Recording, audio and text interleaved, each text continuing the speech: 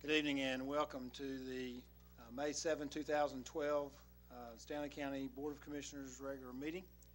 I want to welcome all the members of the public that are here tonight, as well as staff and appreciate and media. Appreciate you being here.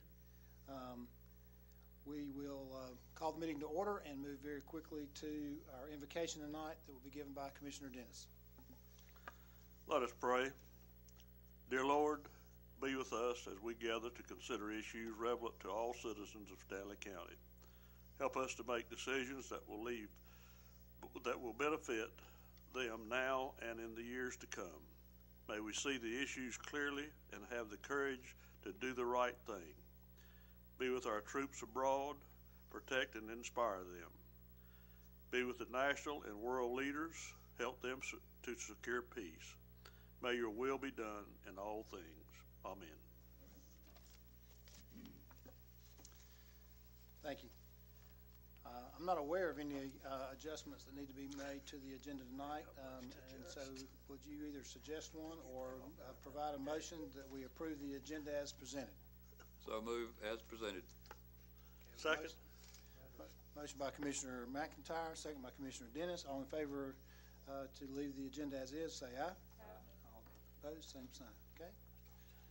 The first item on our agenda tonight is a program called Connect Our Future, and it's a report on the Central Iowa Council of Governments program. And I'm going to be the presenter, and give me a minute and I'll move down to the podium where we have a PowerPoint presentation.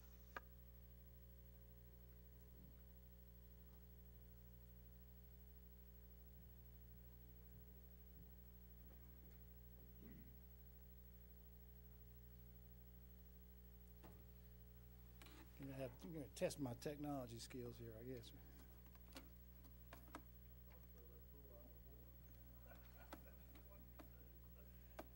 Watch out now.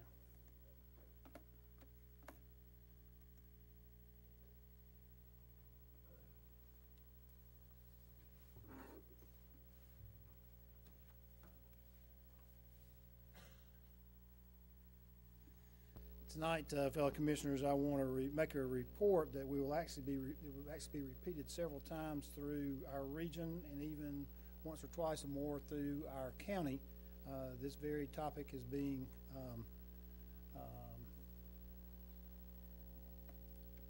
presented, I think, by the City Council meeting tonight by Martha Sue Hall, Councilmember Martha Sue, and we're also going to be on the agenda for the Stanley County Council of Governments. And it's called the Vibrant Communities in a Robust Region. It actually, this program, as I will describe it as we get into it, fits very well with what we talked about in our retreat about seeking to have some vibrancy in all areas of our county life. And in fact, the county commissioners in the fall of 2011 already have voted to be a part of this Connect. And we're going to define that in just a few minutes. Again, considering what we went through with our retreat, where we talked about strengths, weaknesses, opportunities, and threats, you may recall that some of the top challenges that we talked about here for Stanley County were to protect our natural resources, to create and maintain a vibrant, diverse economy, and also to look to see how we might be able to maintain sustainable growth. You personally may have others that you might think of that are the top challenges that our community faces. In a session that was held recently at COG meetings, we reported out and included a lot that you see on the screen here about planning appropriately, the need for infrastructure, being able to attract businesses and affect unemployment, talking about shared and limited water resources. That's certainly something that we here in Stanley County have talked about as well. The idea is, okay, if we face all these needs, what is it that's going to happen if we do nothing? The Charlotte region is the fastest growing region in the United States with more than 1 million people. Think about that just a minute. Fastest growing region in the United States with more than 1 million people. It's predicted, even with the economic downturn, that within 20 years we're going to grow by 50%, and in 40 years, we're going to double the number of people that are in this region.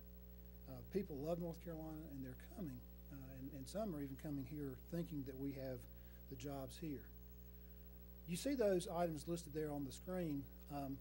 I think the most important things here, if we do nothing, are the missed opportunities to work together to solve mutual problems. And we see that obviously in some of the water resources and some of those larger needs, air pollution across our region. The other missed opportunity we would have would be for economic growth and jobs and helping our residents to be able to maintain quality of life and to keep up with all the things that we as a people have come to enjoy in our region.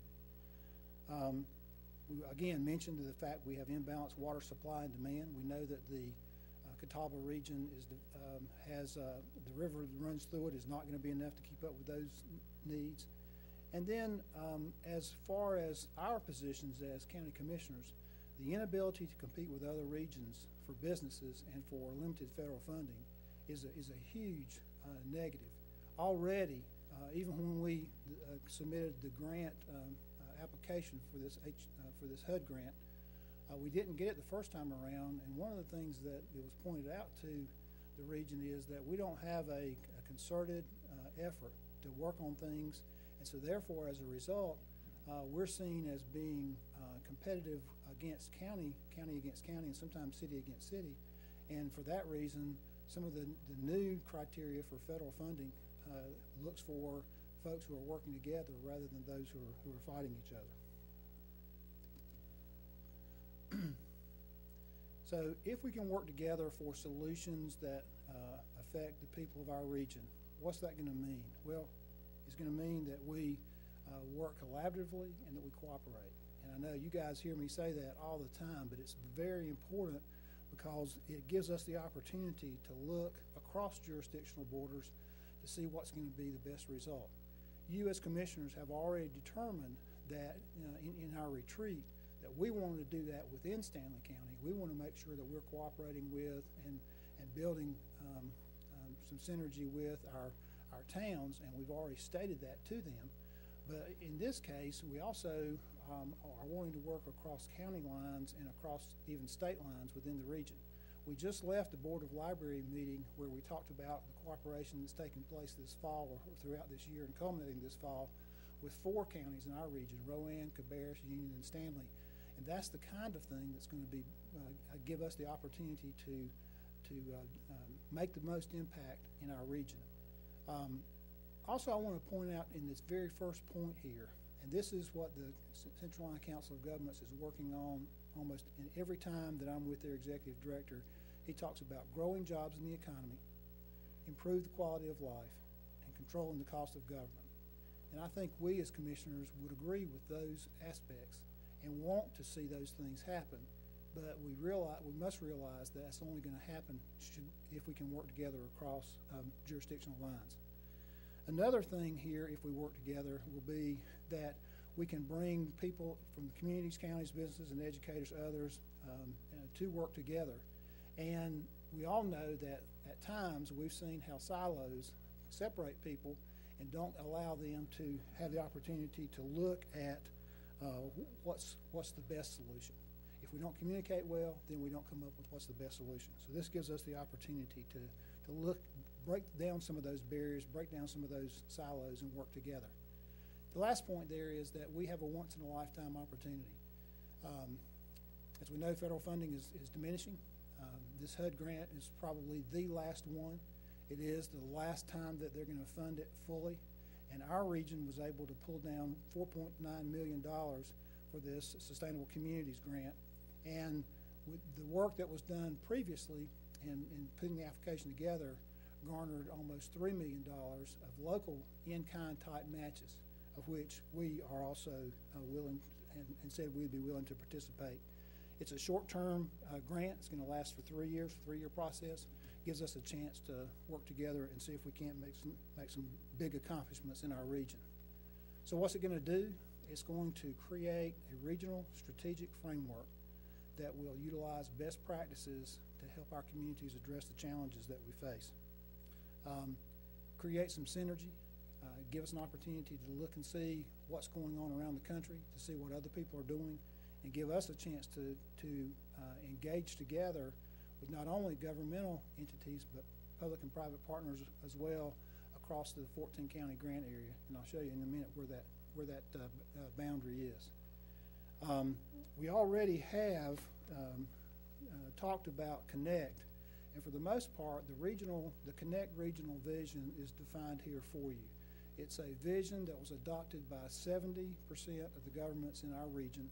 Stanley County, I believe, is one of those that adopted Connect, that creates or seeks to create and place value on a strong, diverse economy, increased collaboration between jurisdictions, to build a sustainable, well-managed growth model, to have a safe and healthy environment, to seek and sustain high-quality educational opportunities at all levels, starting with pre-kindergarten all the way through the community colleges and the private colleges, public colleges we have in our region, and also to look at what is an opportunity for social equity through engaging all members of our community in leadership and volunteerism. As you can tell, the region, the 14-county region, is in both states, having 4 counties in South Carolina. It extends beyond what our Central Line Council of Government region actually is, to include, I believe, Cleveland County as well. So if you look at this region, as I said before, it's one of the fastest growing regions in the United States, but physically it's also larger than Rhode Island, and I think it is about two-thirds to three-quarters of the size of Connecticut. This is not small potatoes. In fact, this North Carolina region has about 25% of all elected officials in the North Carolina legislature. So again, it's a big region, it's big hitting, it's important to not only to the center city of Charlotte, but it's important to both the whole region that borders in both states. So how would we actually accomplish some of the things that we talked about? How would we support economic growth and jobs? Well, one of the things it does is to actually hardwire the strategies for business growth into community planning. And what that'll do is help us to create some models that actually predict some things that are coming about and how the costs, again, of government can be minimized in order to allow those growth models to take place. We've already done an exercise one of the last times we had a Stanley County Council of Governments meeting, when some Central Line Council of Governments folks came over. We actually put a map down and we said, okay, if in this region of this map we're going to have certain growth, or we're going to have certain development of where are people going to live, what's the infrastructure going to be needed to serve those people, either water or sewer or transportation? How are those people going to get to jobs? What jobs are they going to have? And those are the kinds of things that we're talking about that we need to be looking at. We can identify and remove barriers to business growth, and we all are interested in that, and trying to work with small businesses particularly, and making sure that we're getting out of the way. And you can see the other things. There are strategies for growth around new job centers. We realize that those are popping up in our region, and we want to help with that. We want to make sure that we're looking at revitalizing old industrial and commercial sites, and our SEDS group is already at work doing that. What about how do we provide support to vibrant communities? Here is an opportunity for us to look at how the community is developing. I call it the built environment, but it gives us an opportunity to see how quality of life is impacted whenever we build transportation corridors a certain way. I know Tony, whenever he was on NCDOT, they are actually moving in that direction, make sure that we're building the transportation corridors from the busiest large highways right down to the streets in the towns in such a way that we move people, but we also allow for there to be other forms of transportation, even pedestrian and bike ways. It gives us an opportunity to have that built environment so that we encourage activity for health and allows the right type of housing, again, so that there is a combination of housing to the amenities so that people have an opportunity to walk, give seniors an opportunity to stay where they live and be able to access the needs that they have, be it shopping or whatever else. So all of these things go into a model that helps us to address how we're actually putting together these vibrant communities and keeping them vibrant. Also, in addition to telling us how maybe we might solve problems, this model should also provide us opportunities to address the issues. How do we pay for things? Again, I'll go back and use the DOT models. I know Gene McIntyre has also been down at RPO, and we've talked about the fact that as cars increase their miles per gallon, and as the economy affects the ability for us to buy gas, the miles we drive go down. When the miles we drive go down, the amount of gas we use goes down. And when the amount of gas we use goes down, so do the taxes that we pay in order to build and maintain our roads. So there is going to have to be new models and new ways to look at how we finance to solve the problems that we're facing. And this gives us an opportunity to look at those issues and begin to address those. I certainly don't have the answer to that one. Just to cite a few examples of some other folks who have been working with sustainability grants and what they've accomplished in their regions. I know the Kansas City region were looking at infrastructure, and instead of breaking it down into probably 50 to 70 different jurisdictions, they began to look to see, I think this was particularly water and sewer, how is it that they could actually provide water and sewer infrastructure? And by looking at it globally and all the way across the region, they were able to identify how to save $2.5 billion in infrastructure savings. That, folks, is reducing the cost of government while at the same time providing services that we all desperately need. You can see some other cities who have worked in this area: Salt Lake City, Chattanooga, Knoxville areas, Sacramento. One of the things that the group that's working on this as well is doing is we're contacting smaller communities and more rural communities on the outer rings of these metro areas. It's not that we don't want to hear just about what's going to happen in the middle of the metro area. In our case, that would be Charlotte. We want to know how's the rural areas like Stanley County compared to Charlotte, or maybe one of the more rural counties outside of Atlanta. How are those communities impacted both positively and negatively by either participating or not participating in this process? And then allowing us to be able to use our limited dollars more effectively. So what this process is asking for is, for number one, they're going to convene a consortium. And this is going to be made up of more than 100 public, private, nonprofit organization members that's going to help guide the process. You have something in front of you I'm going to look at, or ask you to look at in just a minute, that actually says we need to be looking at who might want to serve in that role for us. The whole premise of this is public engagement. And that's going to mean that we're going to all have to really come forward and participate. I like the saying that it's hard to be down on something when you're in on it. And folks, I think this is something we need to be in on. And I hope that everybody in the 14-county region is willing to be in on it so that we can come up with the best practices and we can come up with the best solutions for problems that we're facing. And then the last thing will be studies and data collection that will help us address the specific needs that we have. So if you're looking at a consortium member, the responsibilities are going to be to share the data, and we're going to be doing that with both staff and with elected officials from the different jurisdictions. There will be certain meetings that will be held, and right now they're looking at how to do that both over conference calls and other things, because there are some people who have to travel to get to these meetings.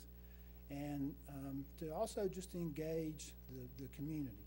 I hope that we can get our brightest and best.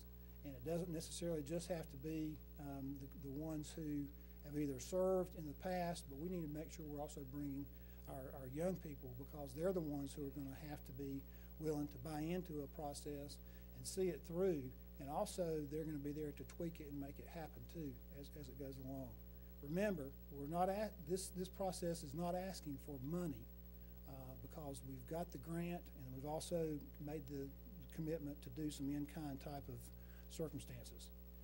The timetable is that we're getting it kicked off with these types of meetings and trying to educate and inform certainly elected officials, other community leaders, other people who might want to participate in the process. We're doing that through the spring and summer. In the fall, that's where we'll start with our public engagement piece and begin to establish some measures of what's important throughout the region. And then through 2013 and 14, we'll continue with evaluating that, selecting some preferred scenarios and looking at the framework that enable us to finish our work. I'm hoping that Stanley County is going to be involved in this. It's easy sometimes for us to sit back and say, well, we're going to be left out, or we're going to not be included, or we're not going to get our fair share. But I think the only way to make sure that we do get our fair share is to be there. And so I'm hoping that we, as a group of commissioners and county staff, will participate. And the only way that this is going to be successful is if we do that all across the 14-county region. So I did provide for you an invitation letter from the current president of the current chair, I should say, of the Central Iowa Council of Governments, which is Martha Sue Hall, inviting us to the process. And we actually have a memorandum of understanding that I've provided for you. I'm hoping that we'll look at this over time. I certainly don't want us to do it tonight, but look at it over time and consider how it is that we're going to plug in and participate. And then also, I think I have with me, maybe at my desk, a sign-up sheet that allows you to pick and choose some areas that you might want to participate, or that you have some suggestions of who of our community leaders might want to participate. We have some contact information here. Vicki Bott is the interim program director right now. I believe they're actually, through the grant funds, hiring someone else to take her place. But she's actually the person that we'll be contacting and stay in touch with over time. And I don't know whether you have any comments or questions. If so, we'll take those. I need to do anything else here?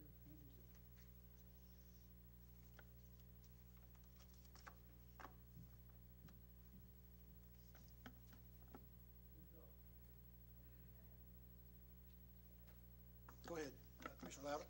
I was going to ask that is this going to be presented to the Stanley County COG? What's taking place right now across the region is that the people who have been in the Central Iowa Council of Governments meetings, the executive committee specifically, are making plans to get this information to every jurisdiction in our region.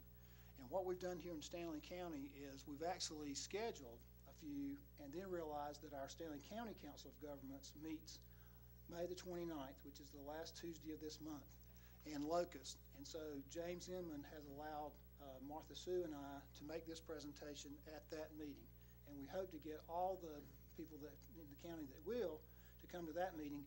If they do not, then she and I will divide up other meetings that they have and go to them and make sure that they all get this information. Great question, though. Thank you for asking that. Anything else at this time? Very good, and I'm sure that I'll be asking Andy to bring this back before us, and like I said, there'll be opportunities to register, sign up and register for participation as this moves forward. The second item on our agenda tonight is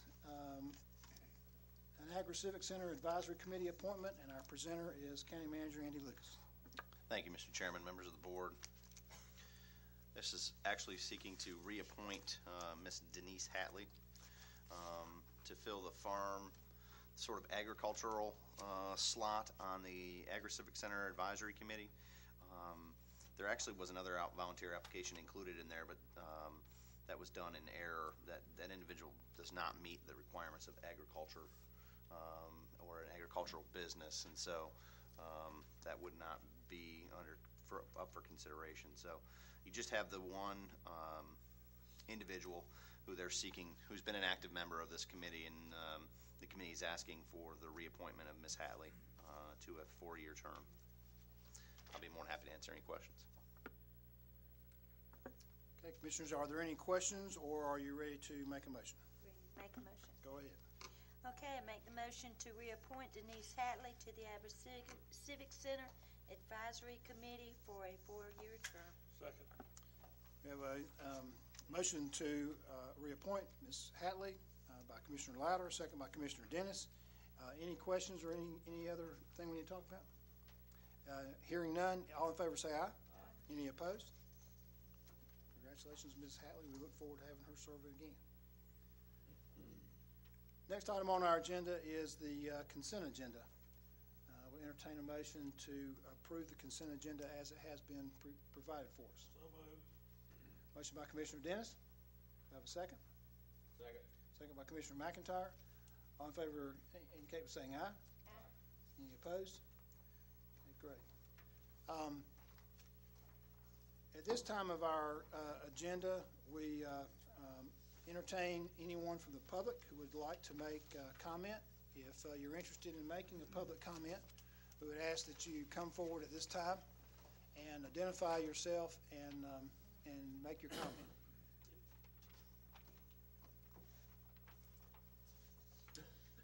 All right, we don't have any, so I'm going to go to the next item, which is just general comments and announcements from the board, and I'm going to start over on my left tonight with Commissioner Morton. No comment. No comment. Commissioner McIntyre. No comment. Commissioner Louder. Yes, I do. I want to wish everybody a very happy Mother's Day. Thank you. And Commissioner Dennis. No comments. No comment. I had mentioned to Andy that I would like for us to try to report each month on our revaluation process, and our county manager does put our board bulletin, and I believe it's online for everyone to see. Is that not correct? That's correct. And so there is an update on that revaluation process. That, of course, is going to be critical, and we're working on that throughout this year. I believe because of the new software information that we have, we may have gotten off to a little bit slow start, but we're in the process of making up that ground with the overtime and some comp time that will be managed to stay within our budget. But the revaluation staff is already off and running and doing a great job. So I hope to remember to tell the public each and every month what we're doing with that, so that there's no surprises, and we're all satisfied with that end result, which I think we should be and will be. That was the only comment I have. Mr. Manager, do you have a comment? No, sir. Thank you. And our county attorney? No comment, No sir. comment. Thank you. Okay, thank you.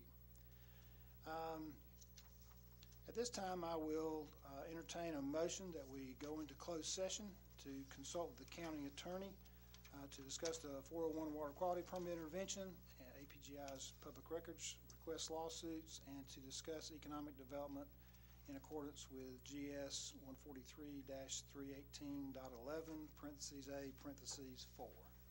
So moved. Motion by Commissioner Dennis. Second. Second by Commissioner McIntyre. All in favor say aye. Aye. All opposed? We're in closed session. Thank you so much.